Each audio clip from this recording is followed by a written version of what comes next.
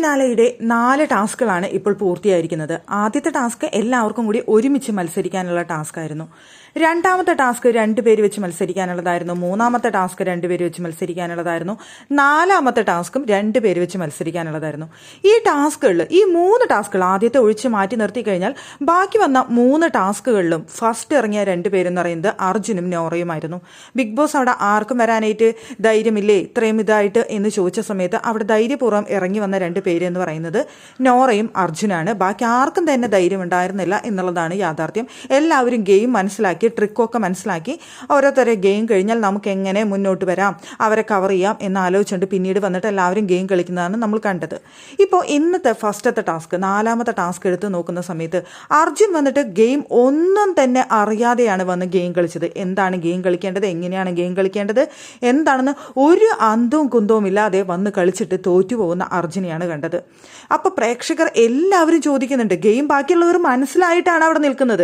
അതായത് എല്ലാവർക്കും മനസ്സിലായിട്ടില്ല എന്നുണ്ടെങ്കിൽ പോട്ടെ എന്ന് വിചാരിക്കാം. അവിടെ മാറി നിൽക്കുന്നവർക്ക് ഗെയിം മനസ്സിലായിട്ടുണ്ട്. എന്നിട്ട് അവരാണ് അർജുൻ ഇങ്ങനെയാണ് ചെയ്യേണ്ടത് എന്ന് പറഞ്ഞ് മനസ്സിലാക്കി കൊടുക്കുന്നത്.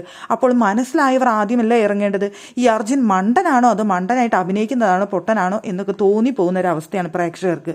അവിടെ ഗെയിം മനസ്സിലായവർ അവിടെ നിൽക്കുന്ന സമയത്ത് വലിയ ഗഡ്സ് കാണിച്ചുകൊണ്ട് തുടക്കത്തിൽ തന്നെ ഗെയിമിലേക്ക് ഇറങ്ങി ഗെയിം കുളമാക്കിയിട്ട് അവിടെ വന്ന് നിന്നിട്ട് എന്ത് കാര്യമാണുള്ളത്? നന്നായി ഗെയിം കളിക്കുന്ന വ്യക്തി തന്നെയാണ് അർജുൻ. പക്ഷേ തുടക്കം തന്നെ ടാസ്കുകൾ ഇറങ്ങുന്നത് കൊണ്ട് ഗെയിം മനസ്സിലാവാതെ പോയതുകൊണ്ടും അവിടെ ഗെയിമിൽ തോറ്റ് അവിടെ വന്ന് നിൽക്കുന്ന അർജുനെയാണ് കാണാനായിട്ട് സാധിച്ചത്. ഒന്നാമത്തെ കാര്യം, ഇങ്ങനെ ബാലൻസ് ചെയ്ത് നിൽക്കുന്ന ടാസ്കുകളിൽ അർജുന് ഇത്തിരി ബുദ്ധിമുട്ടുണ്ട് എന്നുള്ളത് യാഥാർത്ഥ്യമാണ്. അർജുൻ്റെ ഫിസിക്കൽ കണ്ടീഷൻ വെച്ചുകൊണ്ട് അർജുനെ കൈകൊണ്ട് ബാലൻസ് ചെയ്യാനായിട്ട് ബുദ്ധിമുട്ടുള്ള കാര്യമാണ്. എന്നിരുന്നാൽ പോലും അർജുൻ 2ാമത്തെ ടാസ്കിൽ സെക്കൻഡ് കിട്ടിയ ഒരു വ്യക്തിയാണ്. ആ ബാലൻസിങ് ഇഷ്യൂ ഉണ്ടായിട്ട് കൂടി 3ാമത്തെ ടാസ്കിൽ അർജുനെ കൊണ്ട് ഒട്ടും കഴിയില്ല എന്ന് അർജുൻ പറയുന്നുണ്ടായിരുന്നു. അവിടെ അങ്ങനെ പിടിച്ചുകൊണ്ട് ആ ബോൾ താഴെ വീഴാതെ ബാലൻസ് ചെയ്ത് പിടിച്ചു നിൽക്കാൻ എൻ്റെ കൈ രണ്ടും വിറയ്ക്കും, എനിക്ക് അങ്ങനെ ഒരു ഫിസിക്കൽ കണ്ടീഷൻ ഉള്ളത് കൊണ്ട് എന്ന് അർജുൻ തന്നെ പറഞ്ഞതാണ്. അങ്ങനെ വരുന്ന സമയത്ത് 3ാമത്തെ ടാസ്ക് പറ്റില്ല എന്ന് തീർത്തും പറഞ്ഞതാണ്. 4ാമത്തെ ടാസ്ക് അർജുന് ചെയ്യാൻ സാധിക്കുമായിരുന്നു, അർജുൻ ചെയ്തതുമാണ്. പക്ഷെ ഗെയിം മനസ്സിലാവാതെ വന്ന് അർജുൻ ആ ഗെയിമിൽ നിന്ന് പുറത്താവേണ്ട ഒരവസ്ഥയാണ് കണ്ടത്.